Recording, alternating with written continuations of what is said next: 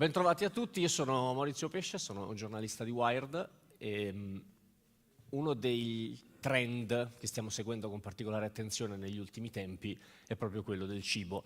Nella nostra rivista parliamo sempre di innovazione, facilmente quando si parla di innovazione si pensa alla tecnologia, difficilmente si pensa al link che c'è fra tecnologia e cibo. In questi giorni invece abbiamo imparato, per chi non lo sapesse prima, o abbiamo ripassato quanto invece ci sia nello sviluppo della tecnologia anche nel settore appunto del food.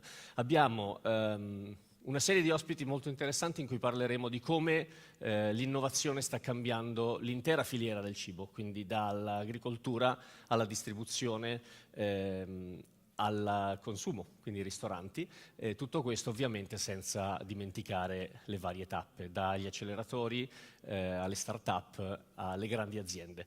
Inizierei allora, se siete d'accordo, con Raffaele Majorano, presidente dell'Associazione Nazionale Giovani Agricoltori, perché mi interesserebbe sapere, visto che voi avete molti dati, quali sono i dati che sono venuti fuori negli ultimi anni, eventualmente se ci sono differenze di investimento anche. Sì? Come vuoi tu. Sul palco abbiamo relatori in italiano, relatori in inglese, quindi probabilmente alterneremo le due lingue nel modo migliore. Come preferite? So, as you prefer, who can speak Italian? You prefer in Italian or English? English, please. I'll try to speak in English. Okay, so Raffaele is going to give us an overview about the data we have on the industry in the last years, maybe, and a look in the future. That's it. So, hi everybody. As you say, I represent Giovani di Confagricoltura, which is an association that represents 18,000 farmers, young farmers.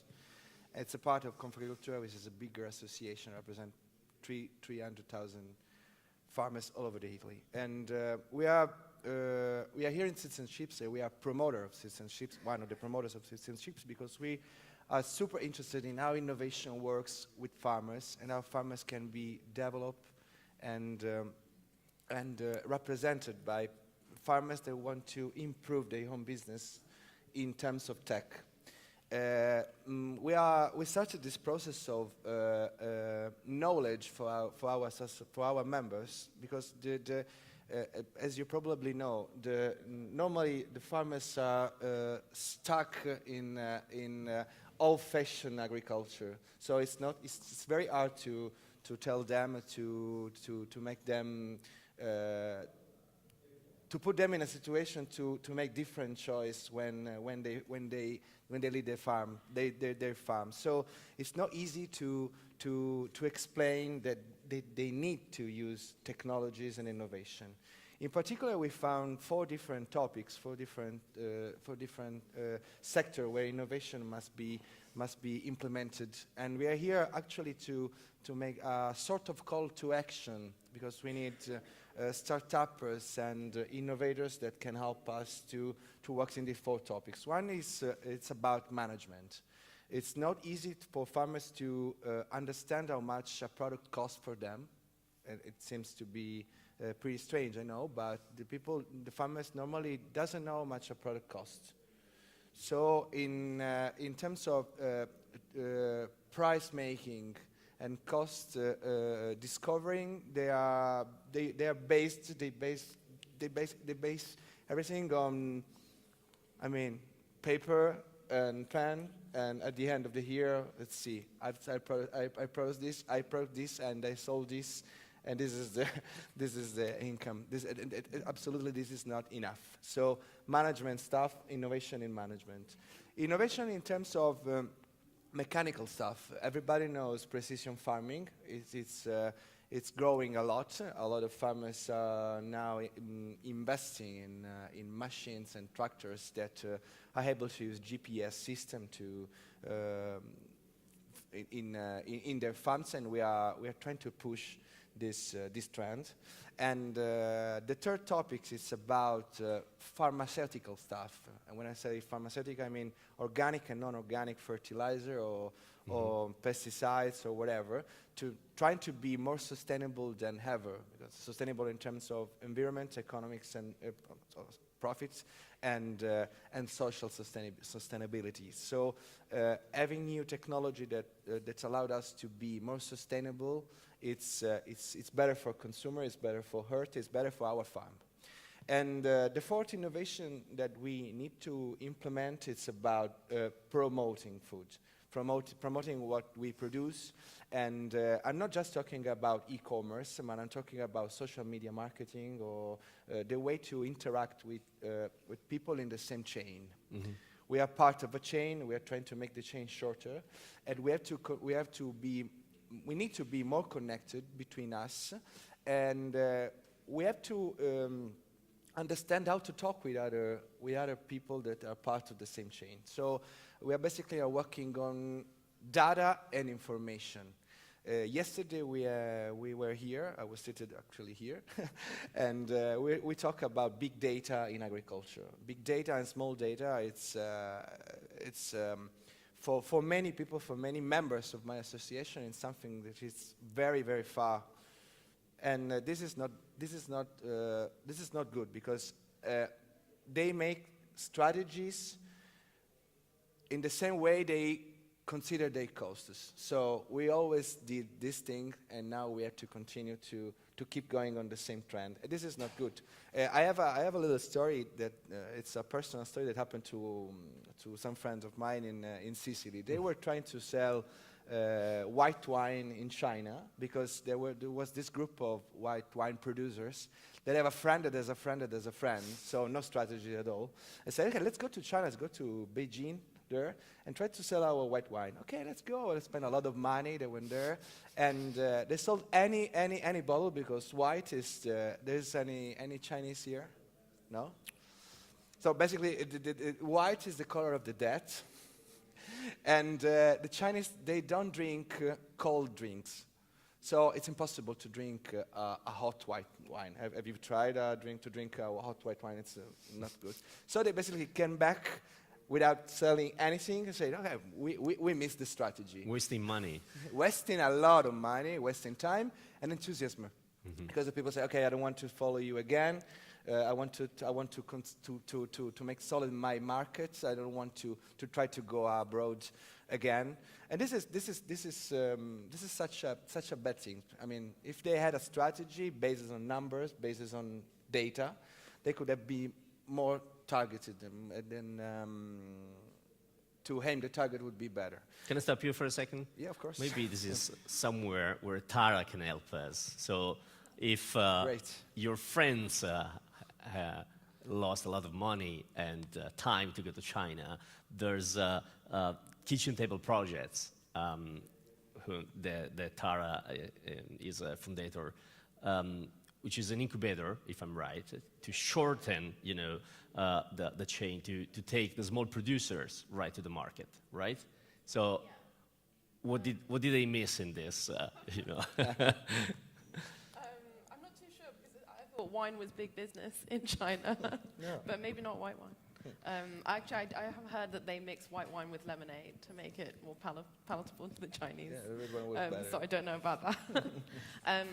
But what we try and do is basically connect very passionate producers, people who are creating amazing products, with large retailers. Because what we found is that the big retailers, they do want innovation, they do want new exciting things, but then when they're meeting with small producers and possibly with farmers as well, with new ingredients, new products, the producers aren't quite ready to meet the demands of the retailer, and they aren't quite structured to be able to work with them. And so the retailer becomes frustrated and doesn't want to pursue that kind of innovation. And so that's what Kitchen Table Projects is all about, basically, is trying to get these two kinds of people who could work together and who could do amazing things together, understand each other a bit better, and change the way that they're thinking to accommodate each other more efficiently. Okay. Good. So. And it worked? Actually, last Thursday, we got 60 of these new producers in front of a national retailer, and they spent the whole day with them for the retail buyers were engaging with the producers were engaging with these buyers in a sort of more honest and more relaxed way, and for both parties to actually sit down and say, well, what do you want? How do you work? How can we work together, as opposed to almost against each other? So we got 3 wonderful listings out of that day. So I mean, that's fantastic. When normally for a producer it can take anywhere between 6 to 18 months to be able to even get a meeting with a retailer. To have all of that happen in a day is fantastic, and it's just a question of getting them to actually look at each other and talk to each other openly without being on the other side of the table, as it were. That's nice. Super. So let me skip to Paolo for a second. So he's an open innovation specialist. So since we're talking a lot about how the industry is changing, I guess you have a lot of trends that are coming up that came up in the last years and are coming up in the next few years. You want to enlighten us for a second? Right. My name is Paolo Lombardi, by the way. Thank you for having me here. I work on incubator and accelerator programs. And what we see in this industry is that we probably miss some words to describe all the variety of different programs, incubators, accelerators, pre-accelerators, incubation programs, and all the different models that are coming out. I would start from what Tara said. What is very interesting is that there is new industry that is being shaped in opening communication channels between more traditional businesses and new innovative initiatives that are either startups or small companies or even traditional farmers or traditional players that are innovating faster than the big players. So one trend is, yes, there are more and more people like Tara, for example, myself, and we'll hear from TechStars later. They are taking this job of understanding both sides and putting them together. The other trend is this used to be a job for digital companies and only in tech. Now this is coming towards more traditional sectors. We've seen that in banking for the last few years, and now it's coming to food. Transportation, disrupted by Uber or Google. Transportation industry was not expecting that for sure. And food industry will probably be hit by something as well. So the fact that traditional industries are being now not attacked, but involved by this wave of innovation is another big trend. And accelerators and incubators in food will probably be more and more frequent in the next few years. Another thing is small, medium companies are getting into the game as well. So I've seen a consortia of small, medium companies putting some energies and some resources together in order to start an incubator that could serve their needs. So not only big retailers or big corporations, but also smaller companies.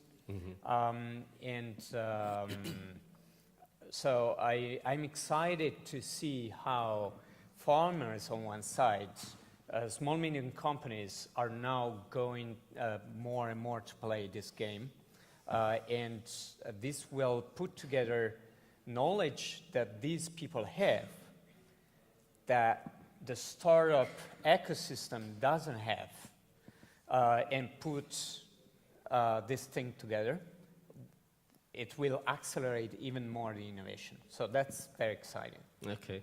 So funny thing, when you talk about innovation, usually everybody ends up talking about small companies, startups, but we also have, of course, big companies, and innovation can help big companies keep their lead. So I'm addressing to Oriol over there, who's a startups and entrepreneurship manager at Reimagine Food.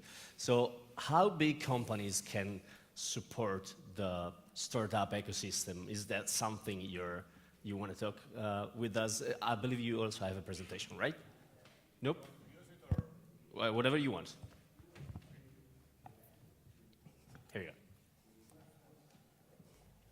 I'll explain a little bit what we're doing from Reimagine Food to help large corporations to find innovation opportunities within new technologies and startups. So mainly what we're trying to do is exactly this. So we think that there are lots of opportunities in new technologies and startups that can be useful for companies like large food brands, large food retailers, and also large food services companies. So we started this company 2 years ago to be an ecosystem that puts together these two main partners, startups and large corporations, but also other players like chefs or research centers or other players that can help with this innovation, even big technology companies. We are working for companies like those that you see here, that even if they have some track record on investing and buying companies to have new innovative products, they have not much experience in finding on how to find food and tech startups around the world that can be useful for them. So not only food products, but technology products and food products. We have some partners. So what we have seen is that not only in food, corporations are more and more being a relevant player on investment in startups, and this is growing. And in the past, they used to be, this kind of investments used to be more mergers and acquisitions to gain new markets, to gain new product lines. But now they are investing more in early stage, in seed stage and Series A stage. So we see that corporations are already doing this, but food corporations, all those companies that you see here, have their own branches for venture capital or investing on startups. So this is something that is already happened. Our proposal is that it is not only about investment, it is not only about reaching new market, it is also about innovation. So with these partnerships, that this is where we help, we think that the startups have this creativity, this speed to execute, this innovation, this no legacy that is very useful and sometimes lacking in the large corporations. And corporations can provide those assets, this reach, this access to the market, this already built to scale structures that can be very complementary. But what we see is that even if this looks very synergic, but very complementary, it is not easy to have a good connection and to make them work, because they live in different worlds, they don't know each other, they don't have access to each other, they talk different languages. So this is where we help. So we are in the beginning of the innovation process. We help large corporations discover what's happening around the world. We scout for startups around the world. We analyze what are other companies doing in innovation, and we send them, inspire them with a lot of opportunities. And then together with them, we narrow what could be interesting for them and do deeper research on that. What the program I run, Prometheus, is an acceleration program for startups that maybe is a little bit different from other programs. We are focused on companies that are ready to sell products. So what I can offer to other acceleration programs is that our main asset is that we have an exceptional network of customers in Europe and mainly in Spain, like Nestlé, Danone, PepsiCo, Coke, Aramark, Elior. So very, very big corporations. And we are looking for startups that can get value from those customers and that can provide value to those customers. And our acceleration program mainly does this connection. In 3 weeks, they visited all those customers, which in a standard salesman would take months to have the first meeting with every one of them. And also with those are investors, most of them players in Spain. We also help them connect with those investors so they can do a lot of work in a very short period of time. So these are the startups that we selected in the not the track that we did in February, and they presented in Mobile World Congress. And those are the startups that presented in Alimentaria last month. So some of them are here in the exhibition, so you can meet them, or I'm willing to explain to anyone what they do or how they help these food corporations. This is what they want to explain. Okay, so connecting startups, entrepreneurs, big companies, investors. There's one profession that you mentioned that we haven't talked about lately, which is chefs. Yes. So when we think about innovation in the food industry, the best environment where I can think about innovation, where I can think about technologies, is restaurants. So I want to talk with Brian Daly about how technology is disrupting also the restaurants industry. So hi, my name is Brian Daly. I work with TechStars. TechStars is the world's leading accelerator program, which was born about 10 years ago in Boulder, Colorado. I guess the thesis of the country, or of the company, is entrepreneurs are born everywhere.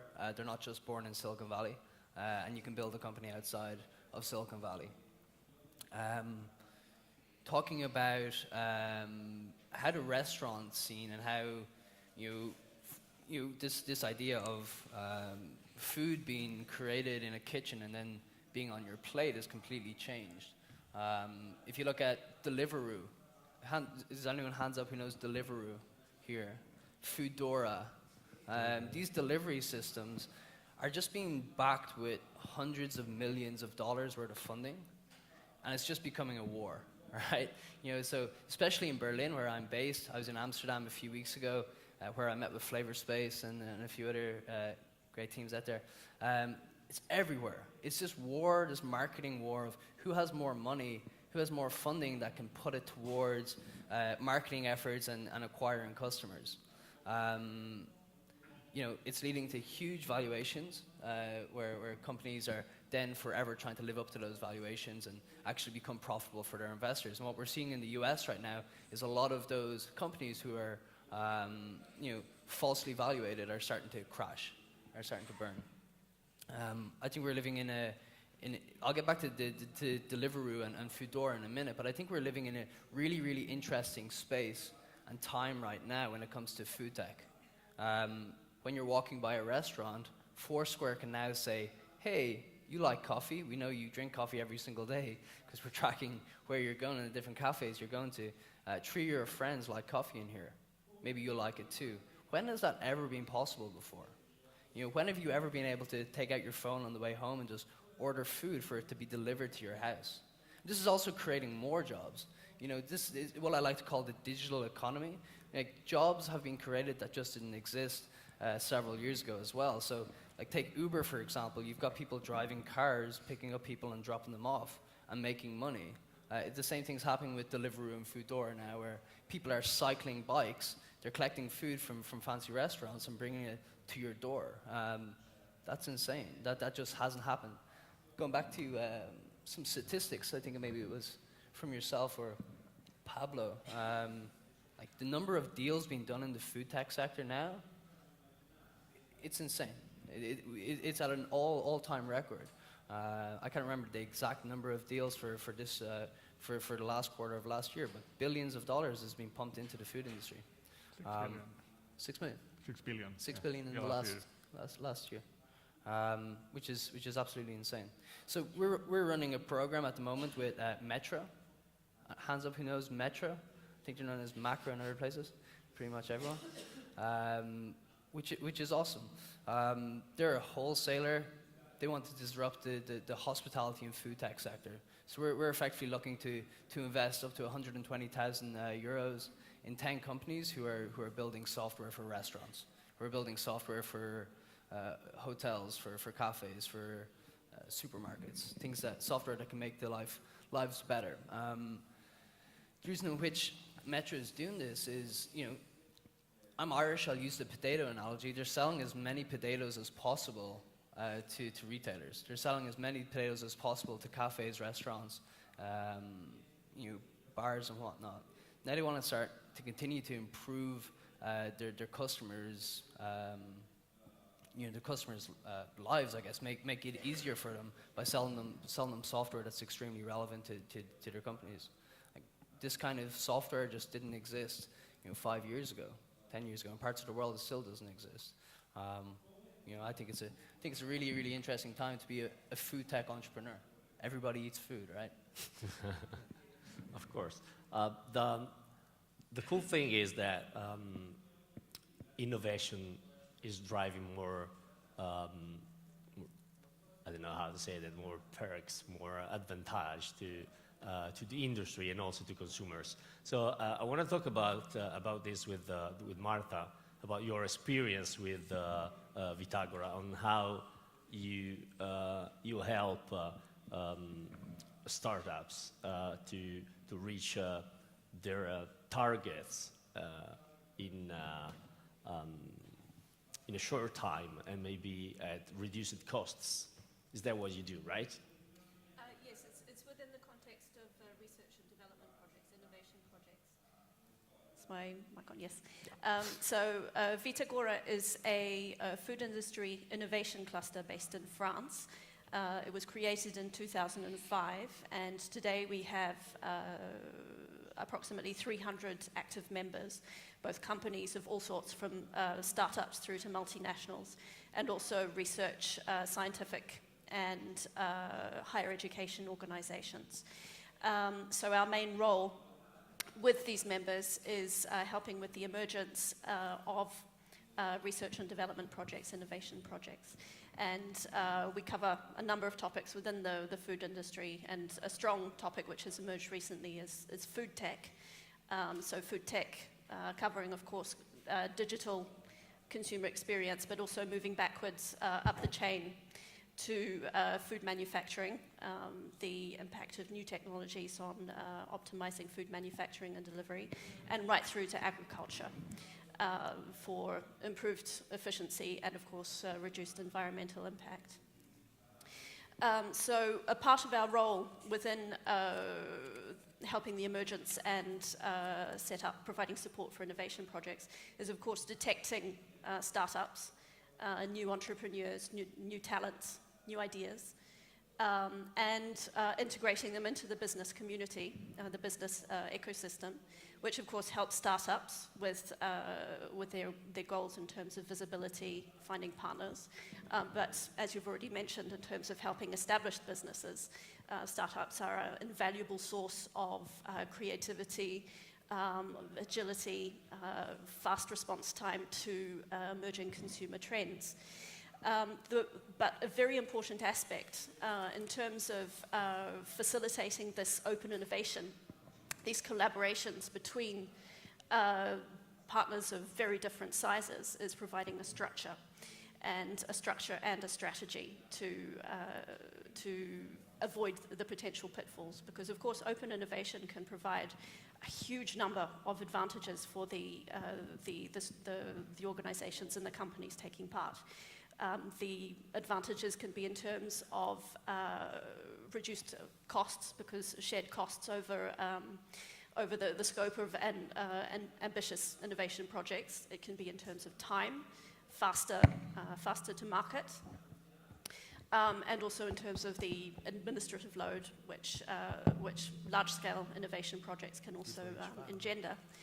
But in order to avoid the pitfalls, you absolutely need to make use of procedures, of methodologies, and expert support, so that small companies, large companies generally, you can assume they've got the in-house resources to manage this, but small companies in particular, they need that support in order to really take advantage of the open innovation.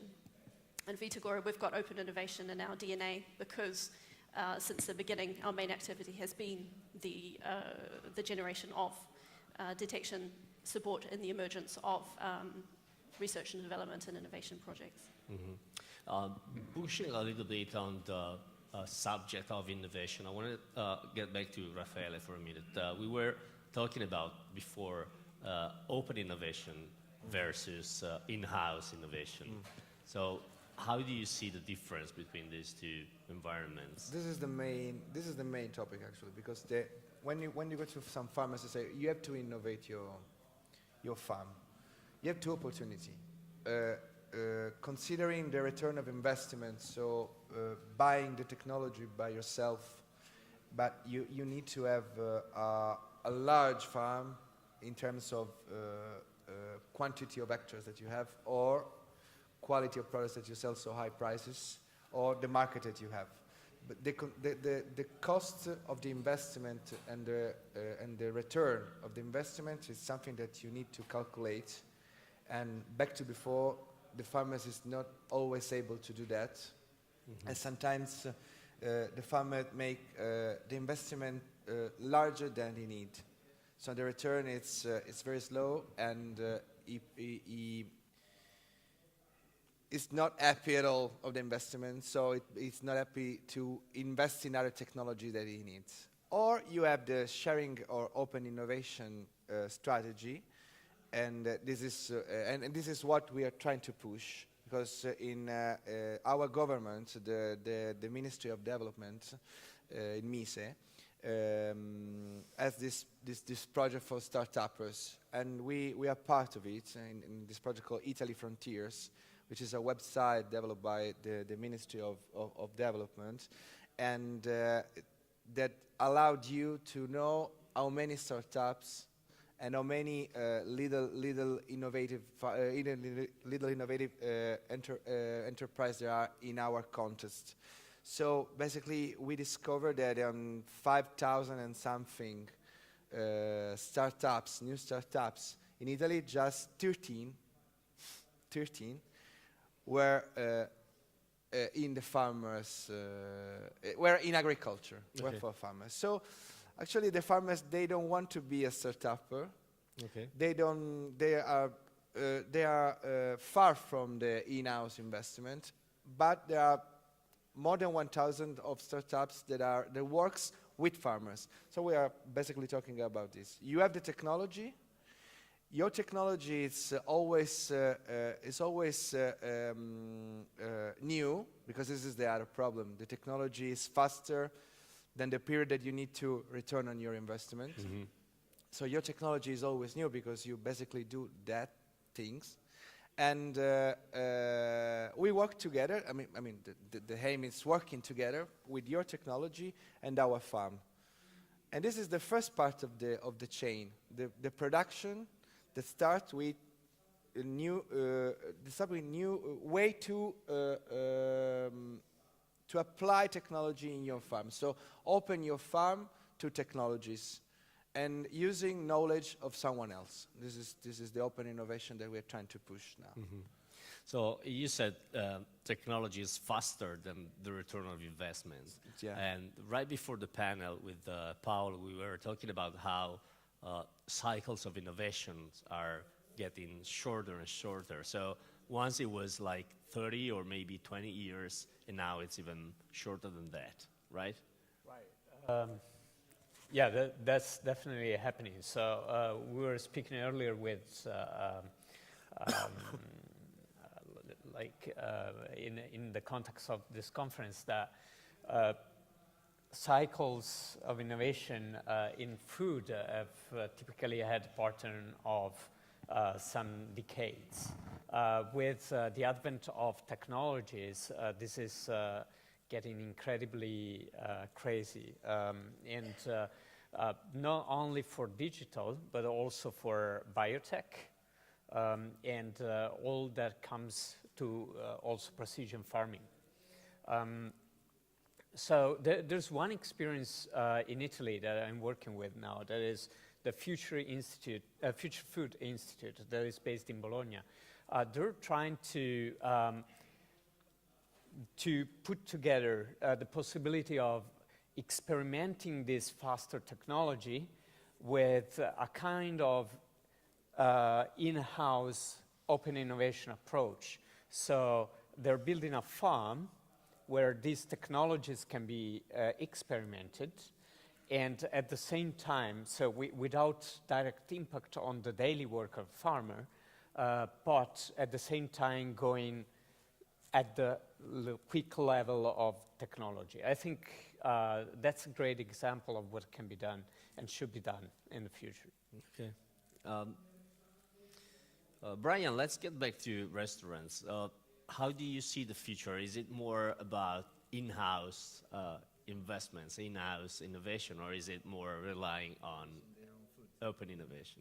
Yeah. Do you see maybe restaurants more and more producing own food?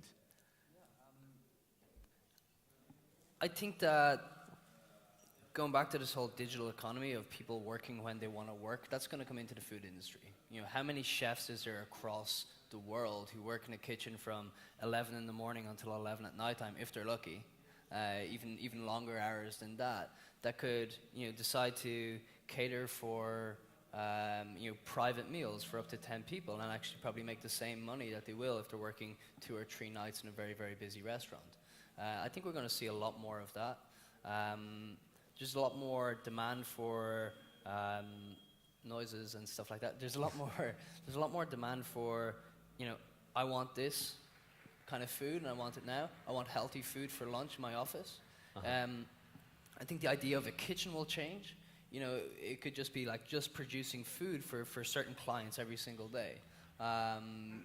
We'll see lots of changes in logistics, how food is being delivered, all across the value chain. I think restaurants are more relevant today than they ever were before, especially in the kind of Western world. I think the younger generations are a lot more passionate about food, like the Italians always have been. But the younger generations are demanding better quality food and new kind of hipster restaurants. And I think the coffee industry as well is huge. It's growing and growing and growing. And again, stuff like Foursquare or Yelp is just pushing this social open innovation on deciding where you go next. Mm-hmm. You know, I genuinely don't go into a restaurant unless I have I look at it on Foursquare, and if it's like if it's over a 9 on Foursquare, I'm just like, yeah, I'm going for that. You know, how crazy is that? I'm saying it myself. I'm crazy. You know, I look for a Foursquare social rating before I go into a restaurant or a cafe or something like that. Did you see a bubble in these ratings, maybe? Yeah. Bubbles, it's a strong word. Yeah, no. Serious. I think it's easier today than ever before to build a startup. You know, there's more support. There's definitely a hype.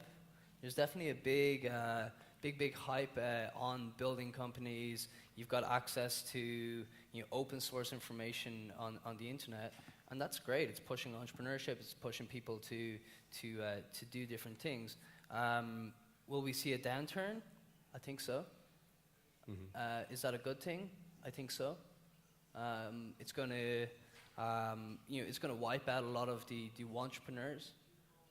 It's going to free up a lot of engineering talent. Not everyone's an entrepreneur. Mm-hmm. You know, you've got lots of people who are trying to build companies because it's a cool thing to do now. But you know, they could be a great employee in an early stage company because that's what they think, but not everyone is a founder. So you think that the mass is going to guarantee the quality of the ratings? Because when you were talking, someone here was talking about, you know, fake ratings. Yeah, I have a story about that. Okay, another story. A friend of a friend of a friend. Yeah, no, a friend.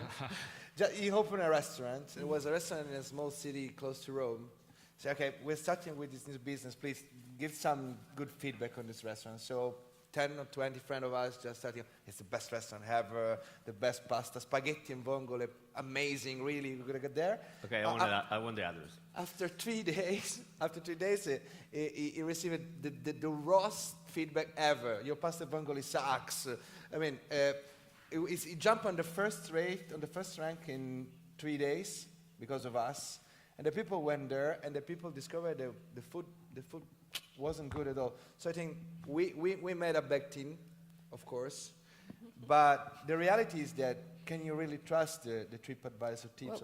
Isn't that kind of the point, that No, you the have point an opportunity and you went to the top, but ultimately the crowd will tell you the truth, because there are so many people giving but these booking reviews, so is many different. people trying With that booking, the truth will come out eventually. And the truth did come out in this case. Yeah, Your but boyfriend got a bad rating. when the booking feedback are different. You can put your feedback just after you paid or you've been there really. The TripAdvisor doesn't work this way. This is what I'm talking about. If you really experience the hospitality with booking, you can make your own feedback. So you mean with TripAdvisor you can leave your feedback? Yeah, and even TripAdvisor though you is haven't- too open. Even though you haven't tried Yeah, that. it's too open. And Yeah.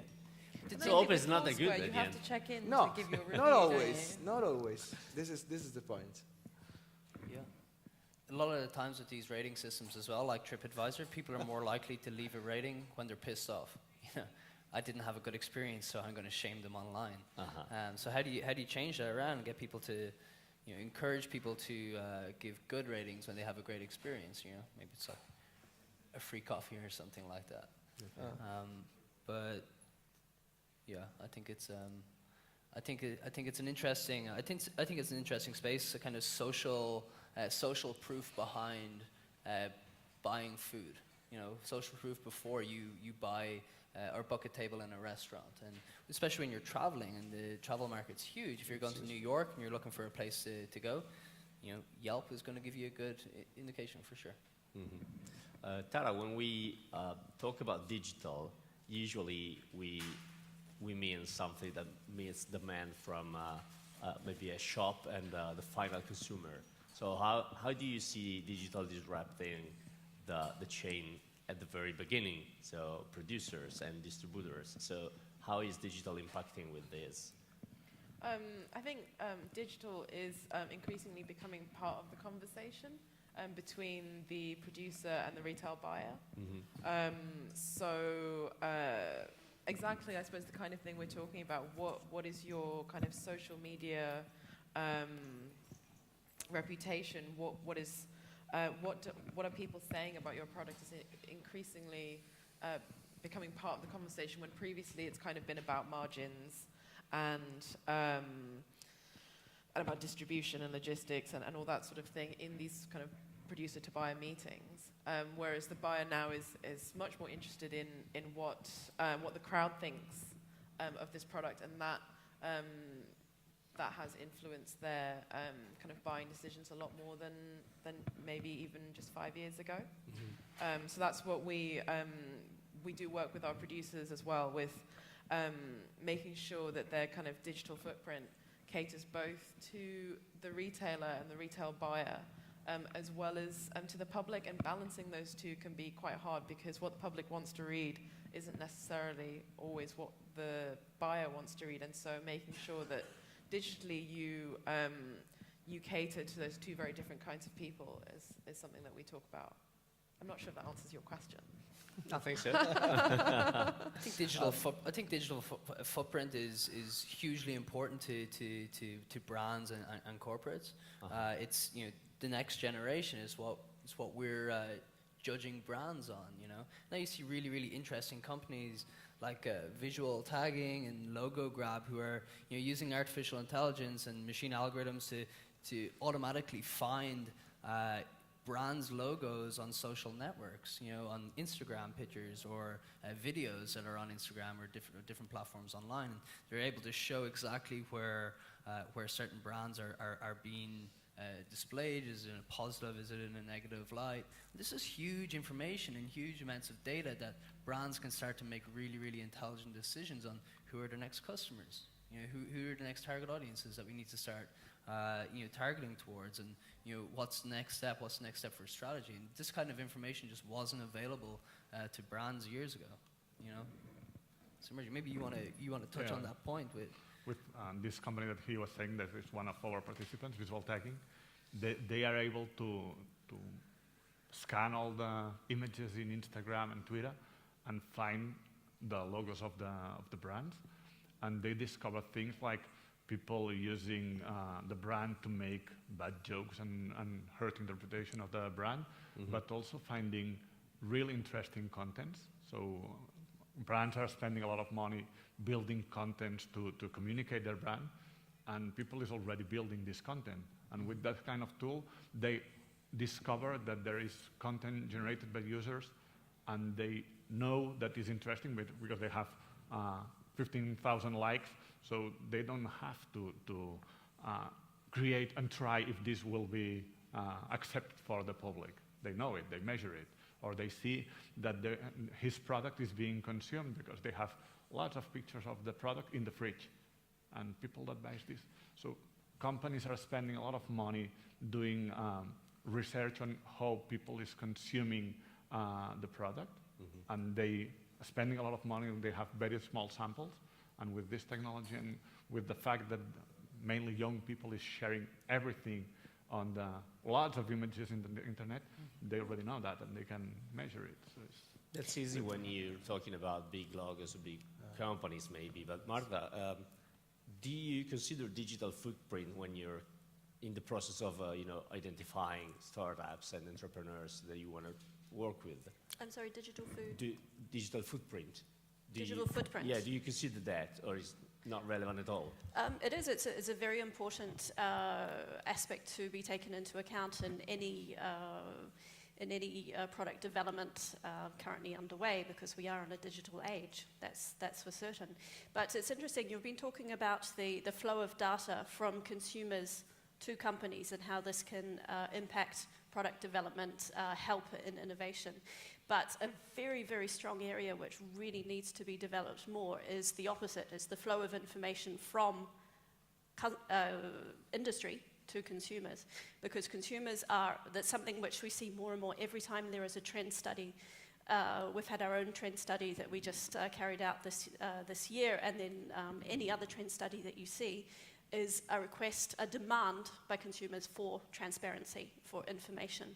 And this is something which digital can add an enormous dimension for brands, for industry, is providing that transparency in terms of food production, food origin, ingredients, nutritional information, all this information that customers are really, really demanding in terms of their food. They want to know where their food comes from, the quality. Is this the food that they're looking for? Is it adapted to their nutritional needs? Is it going to give them the taste experience that they're looking for? And this is a massive area which really needs to be developed in terms of how industry can reach and can create real contact with customers.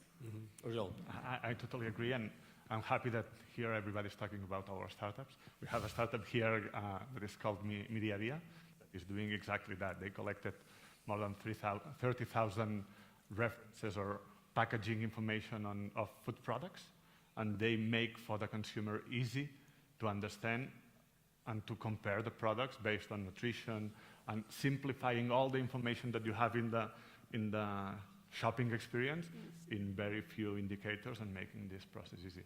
They use it, so it's totally agree. We've also got a very large-scale innovation project which is currently underway called Open Food System, which is led by the SEB company, which makes principally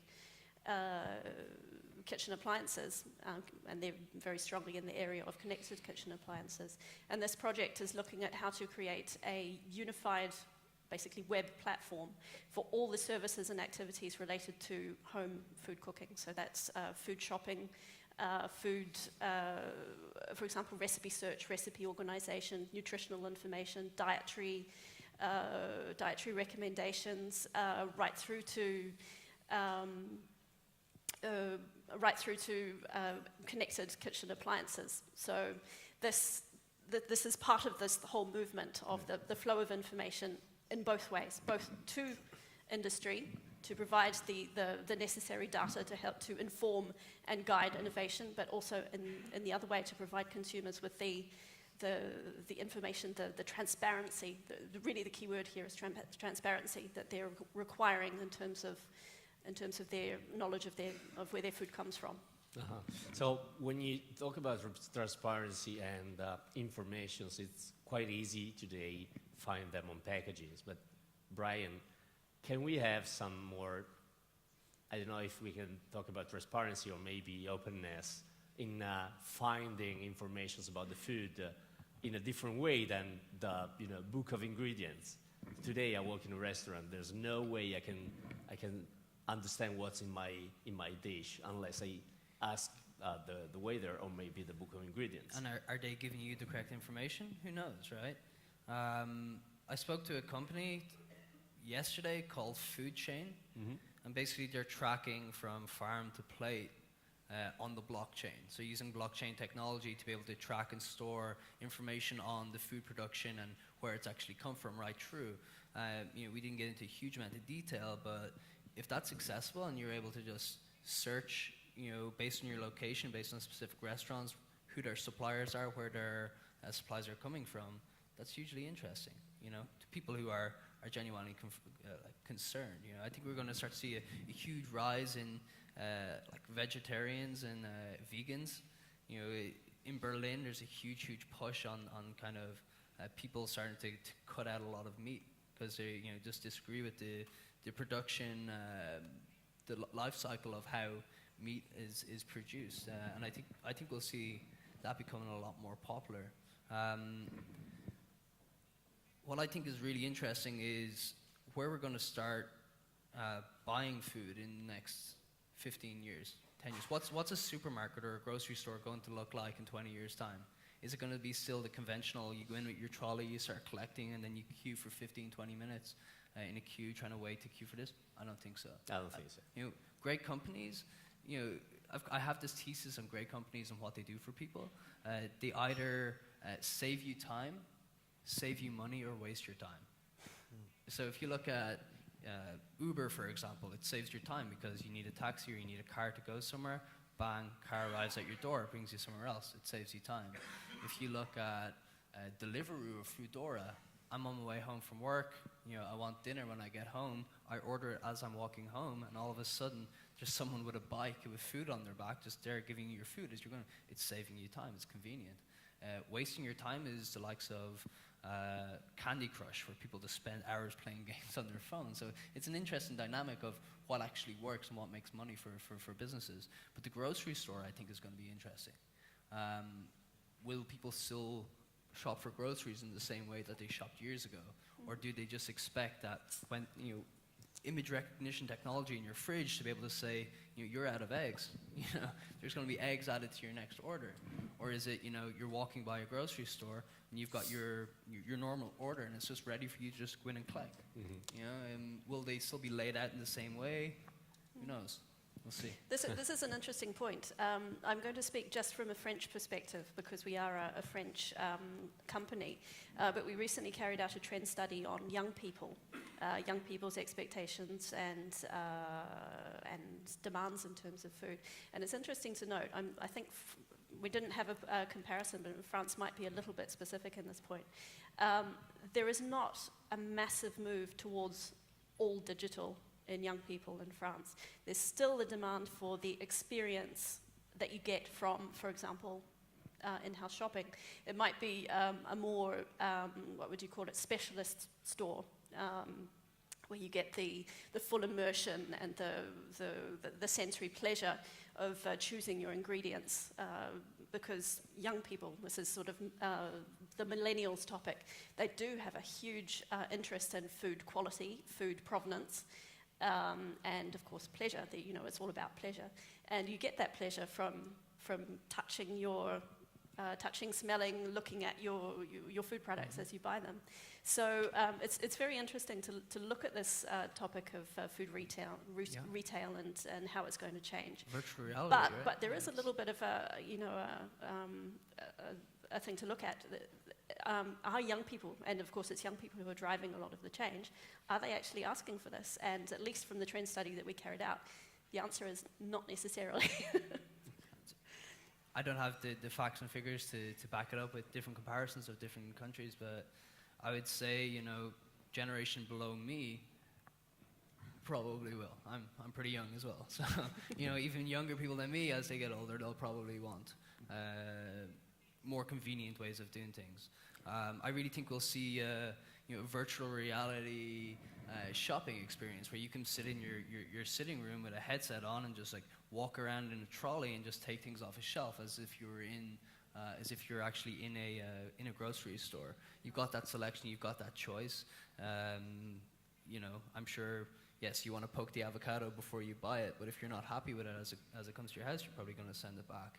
You know, fast forward even further past that, you'll probably be wearing a pair of glasses like this, where you're walking by grocery stores and you're able to see what they have in stock, what they don't have in stock. You know, what specials. Maybe you use Flavor Space, another one of Reimagine's food, and you're able to see what ingredients go well together. So you've got carrots, you've got celery, you've got tomato sauce. Oh, if you buy some meat, you can make a bolognese, right? You know, I think lots of this kind of data and information around food is going to make it a really, really And I think it will be also about personalization. So the shopping experience cannot be the same for him than for me. Yeah. So Exactly. maybe with that kind of glasses or whatever, but the shopping experience has to be very personalized. Not only with suggestions, but maybe I have a condition, I have preferences, I have an allergy, I have whatever. So my shopping process has to be more convenient, and it will be more convenient if I see only my things, my interesting things. It's funny though that we consider new technologies to have the same experience we could have without the head-mount display. So using virtual reality to go around in a grocery store, it's I don't know, it's just gimmick. So I want to talk with Paolo for a second. Oh, no. Talking about new technologies. So what trends do you see in what kind of technology are we going to adopt in the next few years? Well, actually, I would like to build on what was saying. I'm a bit what was said now. I think the food industry is really fascinating because there are for sure the kind of technologies that we're speaking of, but nothing can substitute Parma ham in your mouth, nor the experience of having food at a great restaurant with your friends.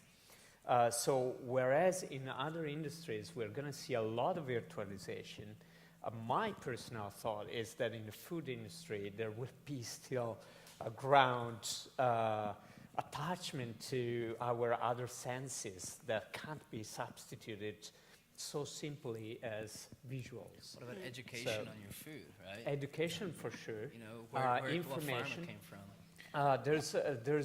There's something that is happening in wine, for example, thanks to education. People know wine better and better, and the consumption of wine is becoming like incredibly more conscious. I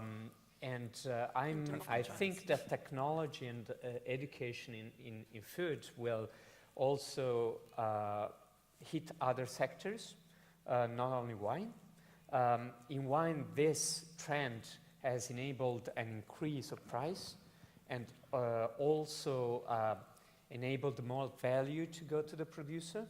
And I think that technology will also enable these things in oil, and this I pass it to, or other food products. Same is happening with beers and big breweries. Correct. And dairies and beef. The very did you finish? Yeah. Thank you. The very interesting thing is that technology is faster than policies sometimes. Like in this case, you just talked about application that allowed you to find a footprint, so the information on the label. And but the European Parliament just yesterday approved. I'm talking about yesterday,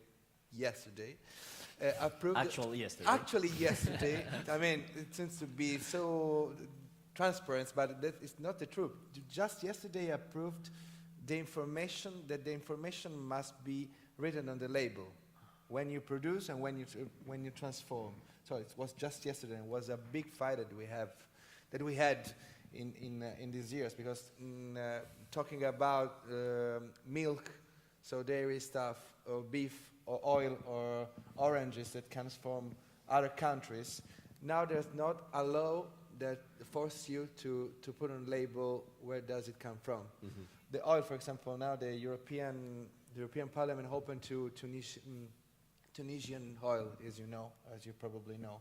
And there's not a law that forces you to say that the oil comes from Tunisia, arrived to Spain, and in Spain becomes from European. And so you have on the label, you have just written European oil, not Spain, from Tunisia, selling to Italy. Italy transforms again, and it be sold in 2 years, 3 years, which is nothing.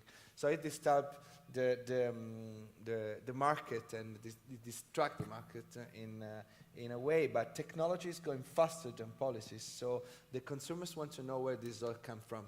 And this is beautiful. This is amazing. I mean, it really helps us. But the farmers that are allowed to use these technologies, the normal farm, the average farm, they don't put information because they don't know that they have the possibility to have a startup or an application that helps you to inform your customers and consumers.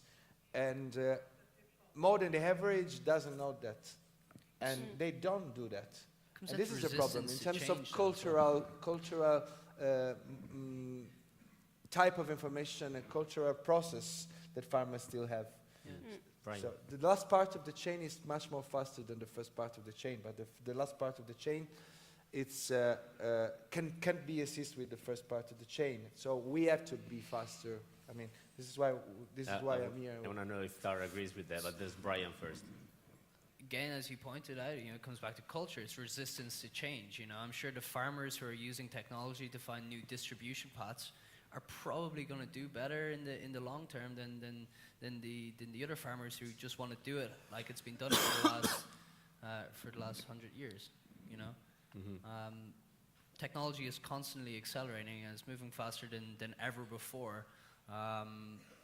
There is disadvantages to that. Certain farmers. So 100 years ago on the farm, I'm sure there's a lot more people working on the farm than there is today. Yeah, of course. Technology comes out, they figure that you can put something on the back of a horse that walks through plows the fields, and then you need half the people that you used to need before. And more tools come out, less people are working on the farm. Now all of a sudden you've got a tractor, and then one farmer can manage a full farm that used to take 120 people. Now you have a tractor that can be drive without you, actually. Well, there you go. Your farms are GPS drive the tractor instead of you. So Tara, is it true that innovation is faster at the end of the chain than at the beginning? Innovation is faster at the end. At the end of the chain, yeah. Faster at the beginning, and then at the end, where the policies are, it's slower and it's not responding quickly enough.